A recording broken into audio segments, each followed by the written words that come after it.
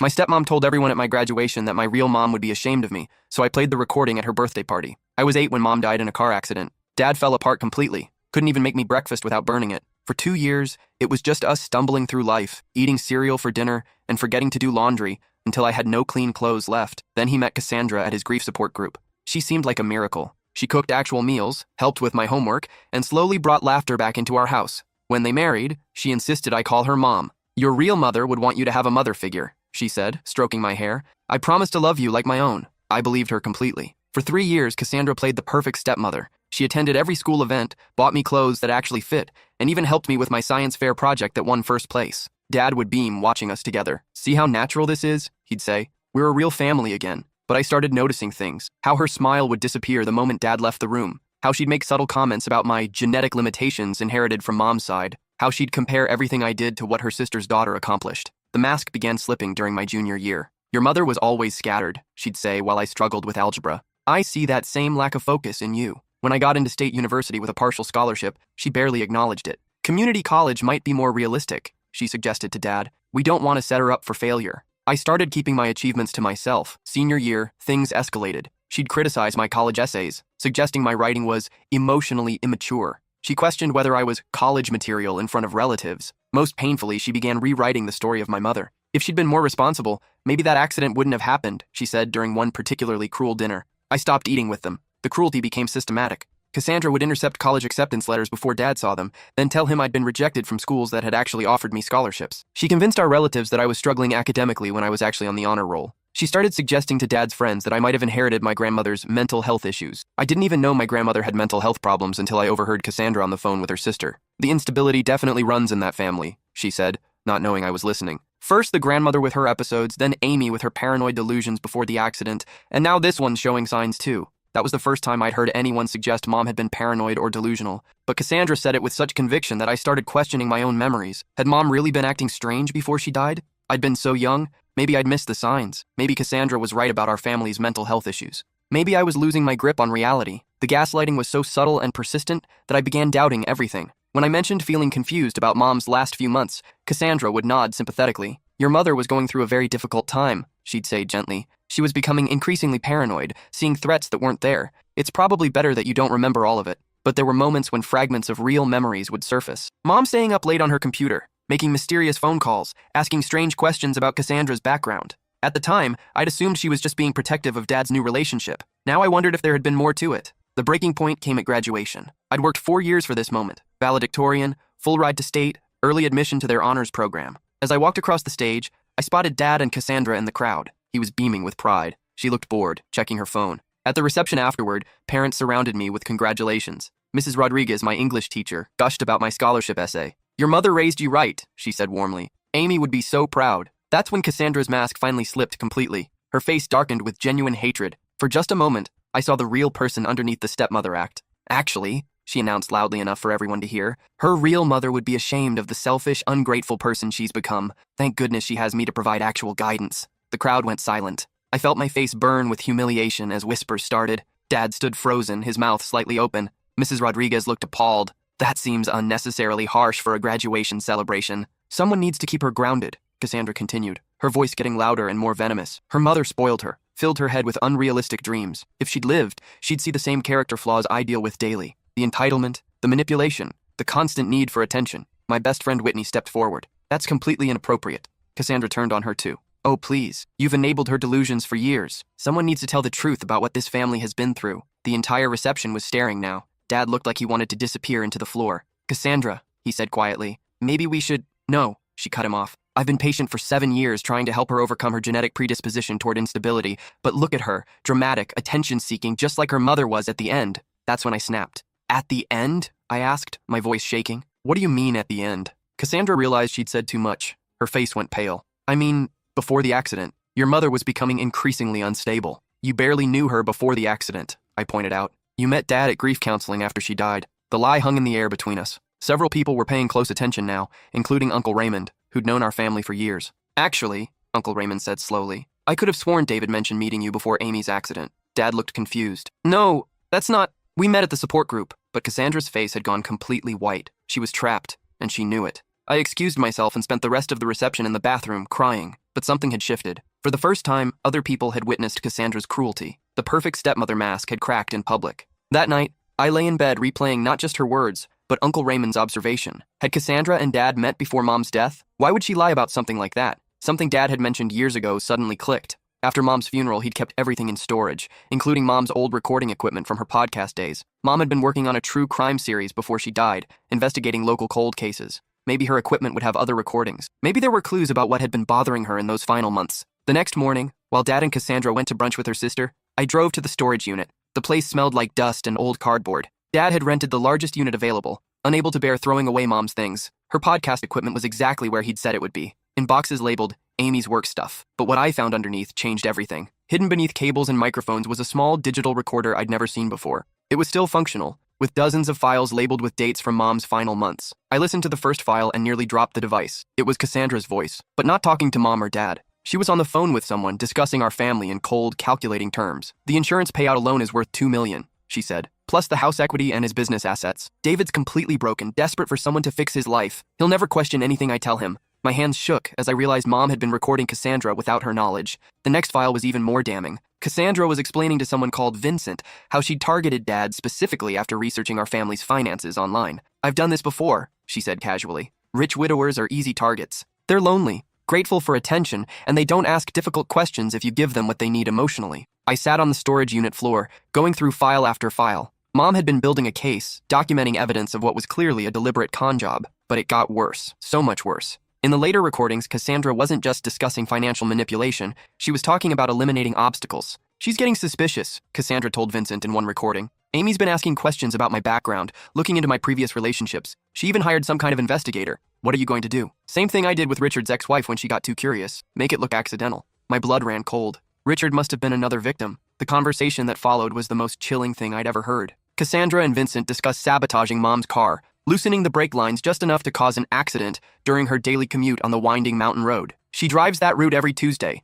Cassandra's voice said clearly. "Same time, same speed. If the brakes fail at Miller's Curve, it'll look completely accidental. Mountain roads are dangerous. Everyone knows that." Vincent's response made me sick. "You sure about the timing?" "Positive. I've been tracking her routine for months. The insurance money alone is worth $2 million, plus the house equity. David's so grateful for my support during this difficult time, he'll never question anything. I'll be the grieving stepmother helping him heal. They were planning my mother's murder, and talking about it like they were discussing dinner plans." I kept listening, horrified but unable to stop.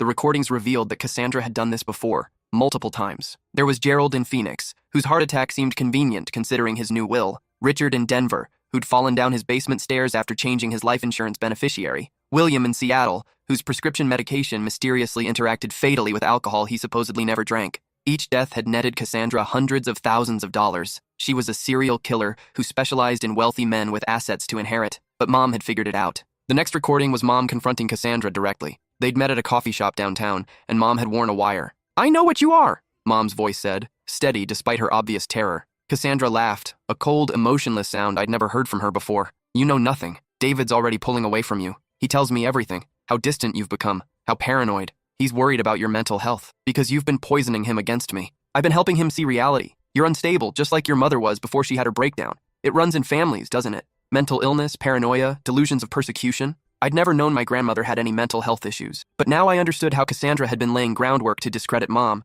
just like she'd been doing to me. David will never believe you," Cassandra continued confidently, "especially after your accident. Such a tragedy when someone with psychological problems loses control of their vehicle on those dangerous mountain curves. People will investigate." "No, they won't. Grief makes people accept simple explanations. Your husband will be devastated, your daughter will need a stable mother figure, and I'll be there to pick up the pieces, just like I always am." The recording ended with Mom promising to expose everything. 3 days later, she was dead. I sat in that storage unit until the sun went down, listening to every file. Mom had been thorough, more thorough than I'd ever imagined. She'd traced Cassandra's real identity through multiple name changes. She'd contacted families of previous victims. She'd even found Vincent's real name and address. Cassandra's real name was Patricia Kelman. She'd legally changed her identity 4 times over 2 decades, each change coinciding with a new location and a new wealthy target. But Mom had made one crucial mistake. She'd underestimated how quickly Cassandra would act once she realized the investigation was closing in. The final recording was Mom's voice, shaky and terrified, clearly recorded on her phone while hiding somewhere. "I found the brake fluid under our car tonight.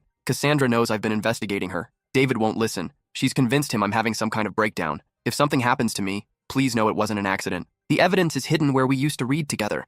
Protect my daughter. She's going to come for her next. My hands were shaking so hard I could barely hold the recorder. Mom had known she was going to die. She'd known Cassandra was planning to kill her, and she'd tried to leave evidence behind. But where was this evidence she'd mentioned? The place where we used to read together? I knew exactly where she meant. In our old house, before Dad sold it after the wedding, there was a window seat in my bedroom where Mom would read me stories every night. She'd built a secret compartment underneath when I was 6, where I used to hide my diary and special treasures. The current homeowners were an elderly couple named the Washingtons. I'd met them briefly when they bought the house. They seemed kind, and they'd known about the tragedy. Maybe they'd let me check the old hiding spot. I called them that evening, explaining that I'd left something important in my old room and asking if I could possibly retrieve it. Mrs. Washington was incredibly gracious. "Of course, dear. We read about your mother's accident in the local paper. Such a tragedy. Come by any time." The next day, I drove to my childhood home for the first time in 5 years. The Washingtons had redecorated completely, but my old room was recognizable. The window seat was still there, though they'd added new cushions. Mrs. Washington watched curiously as I examined the seat. "Is there a problem with the window?" she asked. "My mom built a small storage compartment under here," I explained. "I'm hoping she left something for me." It took me 10 minutes to find the hidden latch, but when I did, the compartment opened just like it used to. Inside, wrapped in waterproof plastic, was everything Mom had died trying to preserve. Flash drives, printed emails, photographs, bank records, legal documents, a complete dossier on Patricia Kelman's criminal history spanning 2 decades. Mom hadn't just been investigating Cassandra's plan to kill her. She'd been building a case that would have exposed her as a serial killer. There were detailed files on each of Cassandra's previous victims, including autopsy reports that raised red flags. Gerald's heart attack had occurred right after he'd consumed a meal containing digitalis, a heart medication that's lethal in large doses. Richard's accidental fall down basement stairs had happened after he'd been drugged with sleeping pills that weren't prescribed to him. William's accidental medication interaction involved a blood thinner that had been deliberately introduced to his system. Each death had been carefully orchestrated to look natural or accidental, and each had occurred within months of the victim changing their will or life insurance to benefit their new girlfriend. But Mom had found the pattern. She'd contacted other family members, hired a private investigator, and even tracked down Vincent, whose real name was Vincent Caruso, a mechanic with a criminal record who specialized in automotive accidents. The most damning evidence was a series of emails between Patricia and Vincent, discussing not just Mom's murder but their plans for my eventual elimination. "The daughter will inherit everything when she turns 21, Patricia had written. "But kids are easier to handle than wives. A few years of undermining her credibility, some carefully documented episodes, and I can have her declared mentally incompetent. Then I control the trust fund until she's 25. Plenty of time to drain the accounts." She'd been planning to destroy me financially and psychologically, just like she'd planned to kill Mom. But there was more. Vincent had kept copies of everything, apparently as insurance against Patricia double-crossing him. Mom had somehow obtained his files, which included evidence of other murders they'd committed together across multiple states. I realized I was holding evidence that could put both of them away for life, if Vincent was still alive. According to the final document in Mom's file, Vincent Caruso had died in a motorcycle accident 6 months after Mom's death. The timing seemed remarkably convenient, especially considering the detailed description of how Patricia had killed previous partners who knew too much.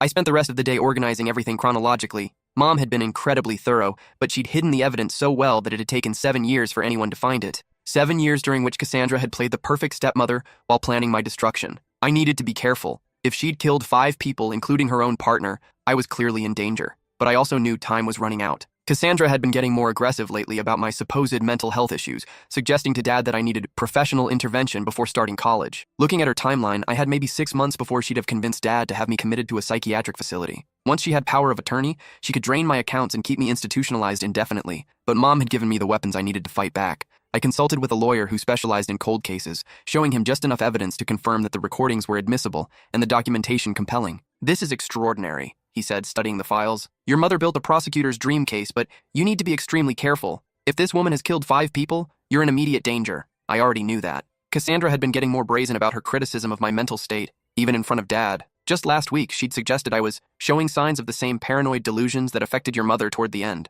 The irony was suffocating. Mom hadn't been paranoid or delusional. She'd been documenting the truth about a serial killer who was planning to murder her, and now that same killer was trying to gaslight me into believing I was mentally ill. But I had one advantage Cassandra didn't know about. Her 45th birthday party was coming up in 2 weeks. She'd invited everyone who mattered in our social circle, Dad's business associates, our neighbors, her book club, extended family. She loved being the center of attention, playing the devoted wife and stepmother who'd saved our broken family. It would be the perfect opportunity to expose her in front of everyone who'd believed her lies. I volunteered to handle the audio setup for the party. "How thoughtful," she beamed when I offered. "You're finally learning to be supportive instead of sullen and difficult." If she only knew what I was really planning. I spent the next 2 weeks preparing meticulously. I organized the evidence into a digital presentation that would tell the complete story chronologically. I researched the legal implications and made sure I had copies of everything stored in multiple secure locations. I also researched the statute of limitations for murder in our state. There wasn't one. Most importantly, I identified who would be at the party. Detective Harrison, Dad's golf partner, would be there. Uncle Raymond, who'd already noticed inconsistencies in Cassandra's story. Mrs. Patterson from next door, who worked as a paralegal. Several other people with legal or law enforcement backgrounds who could serve as witnesses. The party was held in our backyard, decorated with white lights and elegant table settings. Cassandra had hired caterers and even a string quartet. She wore a flowing blue dress and held court among the guests, recounting stories of how she'd saved our family and raised me despite my challenging nature. "She's been difficult," she confided to Mrs. Patterson while I was within earshot. "Inherited her mother's emotional instability. Thank goodness I was able to provide the stability and guidance her real mother never could." Dad beamed at her adoringly. "I don't know what we'd have done without Cassandra. She turned our lives around when we needed it most." Uncle Raymond raised his glass. "To Cassandra, who proved that sometimes the best families are the ones we choose." The words made me sick, but I smiled and nodded along with everyone else. As the evening progressed, I listened to guest after guest praise Cassandra for her devotion to our family. They talked about her sacrifice in taking on a troubled stepdaughter. They admired her patience with my inherited mental health challenges. Every word was a knife in my back,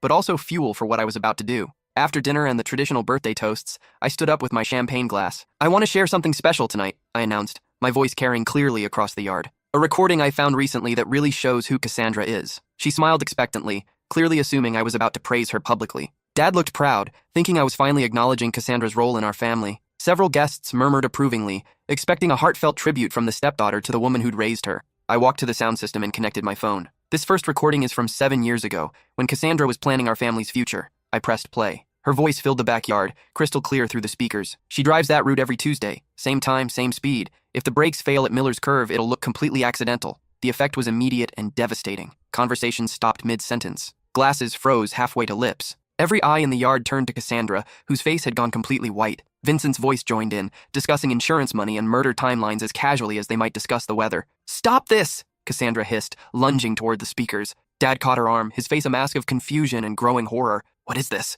"Let me explain," I said calmly, advancing to the next file. The second recording was even more damning. Cassandra's voice bragging about tracking Mom's routine, researching the perfect murder method, calculating exactly when and where the brake failure would be most lethal. Several guests gasped. Mrs. Patterson covered her mouth in shock. The string quartet had stopped playing, their instruments forgotten as they stared in disbelief. "This is fake!" Cassandra screamed, her composure completely shattered. "She's mentally unstable, just like her mother was. She's having a psychotic break, creating elaborate fantasies. You all know she's been troubled for years, but I wasn't finished. Not even close." The third recording was Mom confronting Cassandra at the coffee shop. The cold, emotionless way Cassandra described her previous victims. The casual admission that she'd killed before and would kill again. "Gerald in Phoenix," I announced to the stunned crowd. "Heart attack right after changing his will. Richard in Denver, who fell down basement stairs. William in Seattle, whose medication mysteriously interacted with alcohol he never drank." Dad staggered backward like he'd been physically slapped. "You told me those were just coincidences. Bad luck in your past relationships." "They were practice," I said, playing another recording where Cassandra described refining her methods with each murder. Detective Harrison was already on his phone, but I had more evidence to present. I played the recording of Cassandra discussing my planned institutionalization, her timeline for gaining control of my inheritance, her detailed plans for my psychological destruction. "She's been planning to have me declared mentally incompetent," I announced, just like she convinced Dad that Mom was losing her mind before she murdered her. Uncle Raymond was studying the printed documents I'd started distributing. "These bank records, Patricia, your real name is Patricia Kelman. You've been using false identities." "Her real name," I confirmed, "is Patricia Ann Kelman. She's changed her legal identity 4 times in 20 years. Each change coincided with the death of a wealthy man who'd recently made her his beneficiary." The yard was in chaos now. Some guests were calling police. Others were recording everything on their phones. A few were quietly leaving, unable to process what they were witnessing. Detective Harrison approached Cassandra, who was backing toward the garden gate. "Patricia Kelman, I need you to come with me for questioning regarding multiple homicides." "My name is Cassandra," she insisted desperately. "This is all fabricated by a disturbed teenager who needs psychiatric help.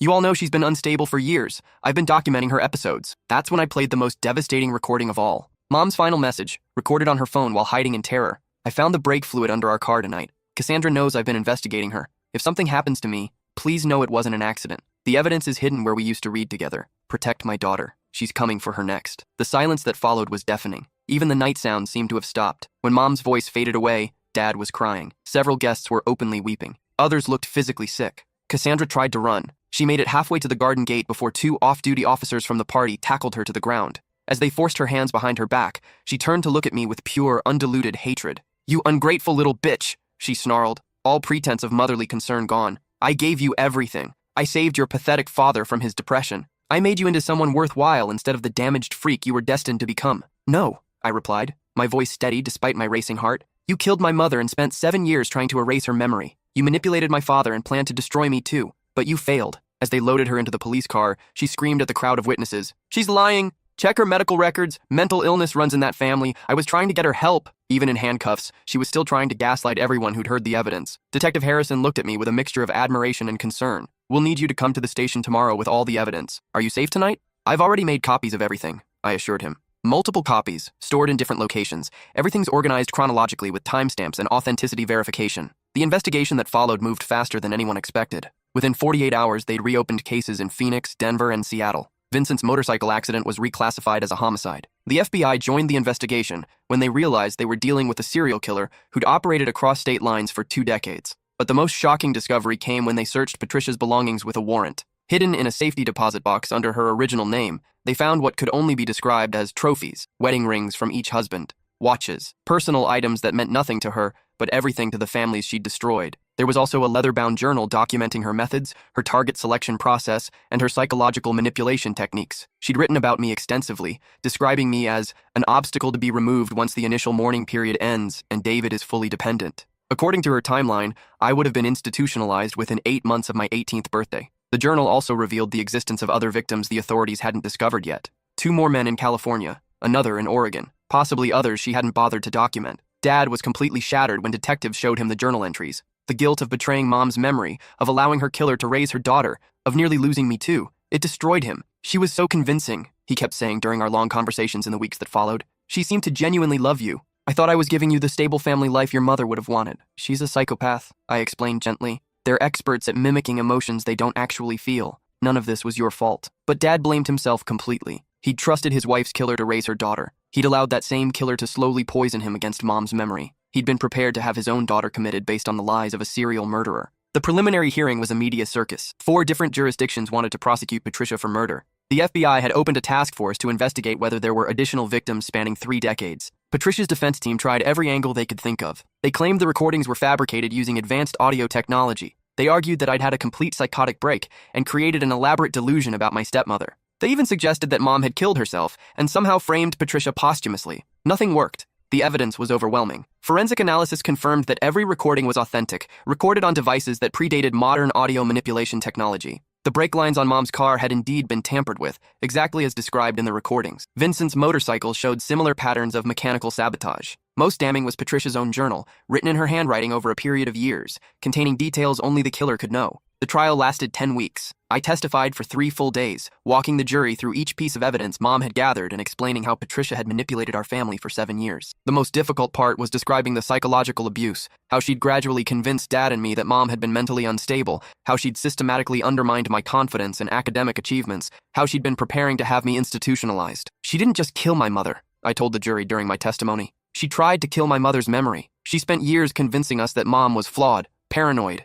inadequate. She made us doubt our own memories and feelings. Patricia's defense team tried to paint me as an unreliable witness, pointing to my age when Mom died and suggesting I'd been influenced by recovered memory syndrome. But the physical evidence supported every detail of my testimony. The prosecution countered with testimony from Patricia's previous victims' families, who described identical patterns of manipulation and suspicious deaths. Gerald's daughter testified about how Patricia had isolated her father from his family, convinced him to change his will, then nursed him through a sudden illness that killed him within weeks. Richard's ex-wife described how Patricia had systematically turned Richard against his children, then convinced him to remove them from his inheritance. When she tried to warn Richard about Patricia's suspicious background, he'd accused her of jealousy and cut off contact. 3 months later, he was dead. William's brother testified about the strange circumstances surrounding William's death, how he'd supposedly started drinking heavily despite being a lifelong teetotaler, how his medication had been mysteriously altered, how Patricia had been the only one present when he died. The most powerful moment of the trial came when they played Mom's final recording for the jury. Her voice, full of love and terror,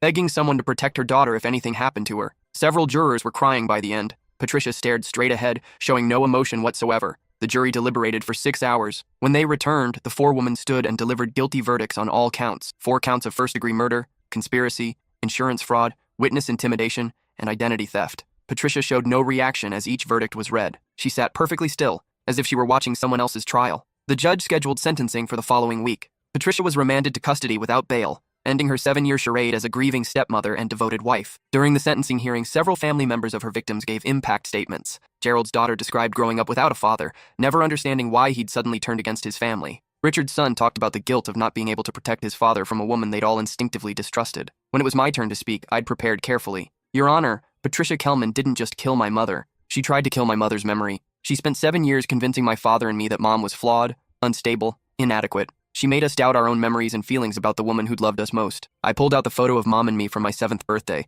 both of us laughing at something off camera. This is who my mother really was. Not the distorted version Patricia created, but a woman who loved fiercely and fought courageously, even when she knew it might cost her life. Patricia may have ended her life, but she couldn't destroy her legacy. I looked directly at Patricia, who was staring at me with cold, emotionless eyes. Every day I live free and happy as proof that love is stronger than evil. Every achievement I make, every relationship I build, every moment of joy I experience is a testament to my mother's love and sacrifice. Patricia was allowed to make a statement before sentencing. She stood slowly, looked directly at me and said, "You destroyed my life over jealousy and mental illness. Your mother was paranoid and unstable, and you inherited that same dysfunction. I tried to help you become a functional human being, but you're beyond saving. You'll end up just like her, alone, crazy, and ultimately self-destructive. Even facing life in prison, she was still trying to gaslight me." The judge had heard enough. "Ms. Kelman, you have shown no remorse for taking 4 lives and destroying countless others. You spent decades preying on vulnerable people, manipulating their grief and trust for financial gain. You destroyed families, orphaned children, and caused immeasurable suffering."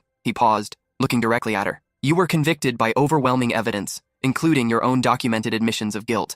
This young woman didn't destroy your life. She prevented you from destroying more lives. She showed remarkable courage in seeking justice for her mother and protecting future victims." The sentence was life without the possibility of parole on each murder count, to be served consecutively. Patricia would spend the rest of her life in a 6x8 cell, with no hope of ever being free again. As the bailiff led her away, she turned back one final time. Our eyes met across the courtroom, and for a moment, I saw something that might have been genuine emotion, not remorse or sadness, but rage. Pure, undiluted fury that her perfect plan had been destroyed by the daughter of one of her victims. Then she was gone, and I was finally free. The aftermath of the trial was both liberating and overwhelming. Media attention was intense. The story of a serial killer stepmother exposed by her victim's daughter captured national headlines. I did a few interviews, mainly to honor Mom's memory and encourage other families to trust their instincts about suspicious relationships. But mostly, I focused on healing and moving forward. 3 years later, I'm a senior at State University, majoring in forensic psychology with a minor in criminal justice. I'm writing my thesis on psychological manipulation in domestic settings, using my own experience as a case study. I volunteer with families of murder victims, helping them navigate the legal system and cope with their loss. I've spoken at law enforcement conferences about recognizing signs of financial predators who target grieving spouses. Dad and I have rebuilt our relationship completely. The guilt nearly destroyed him initially, but therapy helped him understand that he'd been manipulated by an expert. He sold the house where Patricia had lived and bought a smaller place closer to campus. We have dinner every Sunday, sharing real memories of Mom without Patricia's poisonous interpretations. He's been dating again recently. A kind librarian named Beth who knew Mom from the community college where they both volunteered. Beth doesn't try to replace Mom or compete with her memory. She simply adds her own warmth and humor to our family dinners. I keep Mom's voice recorder on my desk at school, along with her photo and the letter she'd written me for my 16th birthday that Dad found in her things years later. "My beautiful daughter," it read, "by the time you read this, you'll be becoming the incredible woman I always knew you'd be. Remember that you are capable of anything. Trust your instincts, especially when something feels wrong. Stand up for truth, even when it's difficult or people don't want to hear it. And know that no matter what happens, my love for you is eternal and unbreakable." The FBI investigation eventually connected Patricia to 8 additional suspicious deaths across 4 decades. Families who'd lost loved ones under mysterious circumstances finally got answers. Children who'd grown up believing their parent died accidentally learned the truth about what really happened. One of those children was a woman named Claire, whose father had died in what was ruled a hiking accident 20 years ago. She'd been 12 at the time, and her father's girlfriend, who went by the name Sandra then, had consoled the family and inherited everything. Claire contacted me after seeing news coverage of the trial. She'd spent years feeling guilty for disliking Sandra, thinking she was being unfair to a woman who was trying to help their family. "I knew something was wrong," she told me over coffee, "but I was just a kid. Adults kept telling me I should be grateful Sandra was taking care of us. We've become close friends, bonded by the shared experience of surviving Patricia's manipulation." Claire has helped identify 2 more victims from Patricia's early years, bringing closure to families who'd been wondering about suspicious deaths for decades. Patricia herself has never admitted guilt or shown any remorse. She filed multiple appeals, all of which were denied. She sent me several letters from prison, alternating between claims of innocence and vague threats about what will happen when she gets out. She'll never get out. But even knowing that, I still check the locks on my apartment door twice before bed. Last year, I received a letter that was different from the others. Patricia had supposedly found religion and wanted to apologize. She hoped I'd visit so she could explain her side of the story and help me find closure. The letter was full of psychological manipulation techniques I recognized from my studies. She was still trying to gaslight me, still attempting to convince me that my perception of events was flawed. I wrote back with just one line. My mother would be proud of who I've become. That's all the closure I need. Sometimes justice takes 7 years. Sometimes it takes a daughter who refuses to let her mother's murder go unpunished. Sometimes it takes the courage to believe that truth is worth fighting for, even when the whole world has been convinced of a lie. Mom's voice recordings, preserved in a storage unit for 7 years, became the key that locked away a serial killer forever. Her investigation, incomplete at the time of her death, provided enough evidence to convict her murderer and identify multiple other victims. In the end, Mom got her justice, and I got something even more valuable, the truth about who she really was. Every graduation photo in our house now includes Mom's picture. Dad keeps her voice recorder on the mantle as a reminder that the truth has power, even after death. We light a candle for her every Tuesday, not in mourning, but in celebration of her courage and love. Cassandra Patricia Kelman will spend the rest of her life in a cell, forgotten by everyone except the families she destroyed. Mom's legacy lives on in every life I touch through my advocacy work, every victim family I help navigate the legal system, every student I teach about recognizing manipulation and abuse. She'd had been right about one thing. I did inherit something powerful from my mother. Not the scattered focus or mental instability she'd invented, but Mom's determination to protect the people she loved, her commitment to truth, and her unshakable belief that justice is worth fighting for. Even from beyond the grave, Mom found a way to save me. And that's exactly what real mothers do. They protect their children no matter what, even when it costs them everything.